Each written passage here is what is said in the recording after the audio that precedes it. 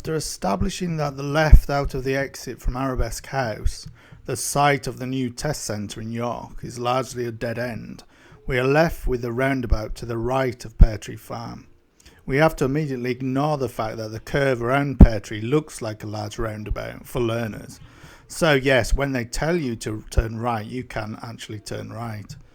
What might immediately throw a learner driver for the approaching roundabout is that Google Maps shows 5 exits total, but after we pass the first conventional exit to Monk's Cross Drive, there are two very minor looking, almost identical 10 miles an hour one-way lanes. Counting exits in the stress of an examined test can be a problem for learners.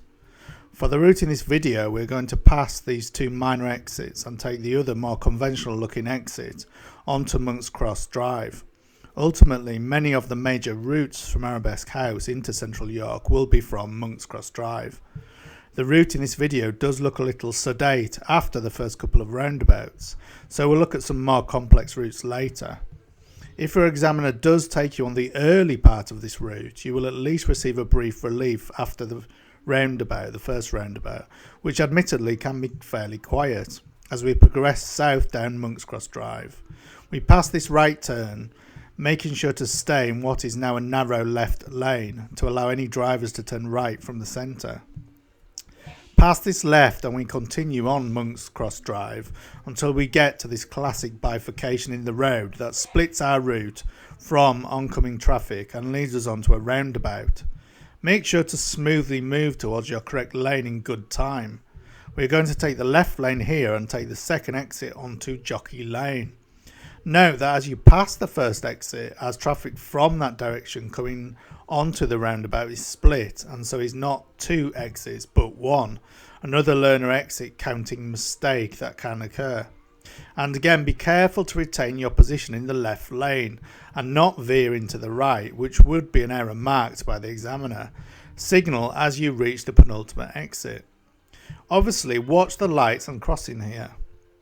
As we approach what would be a new instruction from the examiner, here is a reminder of the route I've chosen, to Heworth via Jockey Lane and Malton Road.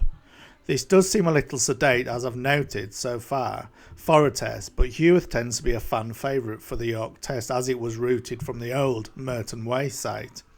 We'll look at some alternate routes in later videos. Here, this might look a little tricky to work out without advanced warning, but the first change to a 2-lane split precedes the 2 lanes that will come up in a moment for a roundabout. This first choice is to either carry on or leave Jockey Lane to the right. This then immediately splits into 3. We are not going to take the extreme right, but we are going to take the centre lane, which itself then becomes the right lane as we approach the roundabout. I can see this choice throwing some learner drivers. The most obvious problem I see here for learners, which might land them in some hot water if the route is busy, would be maintaining your position in one of the 3 very narrow lanes here and assuming the correct position in the correct lane in good time.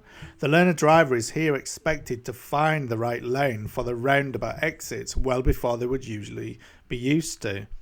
Once you are passing this exiting traffic on your right, you see the roundabout and everything looks more conventional. As we approach the roundabout, we see now that the 2 lanes are marked in the traditional manner, with Scarborough in the left lane and York on the right. We take the York lane, remembering to maintain our correct position on the roundabout, giving way to any traffic approaching from the right, with the awareness that we have to cut right across to hold our position on the right of the road. Signal as you reach the penultimate exit and then move across into the left lane before exiting for York on the A1036. Be careful to avoid the bus lane on the left and continue along Malton Road, the A1036. I'll speed up now as we carry on a fairly straightforward road.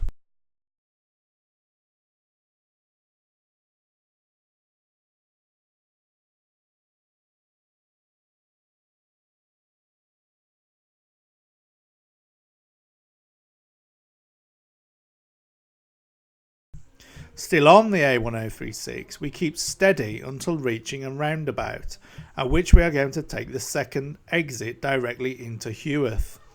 This can be a tricky roundabout as it has fairly tight, compact space for this number of busy exits close to the town centre, with an abundance of road markings and dual cycle lane systems.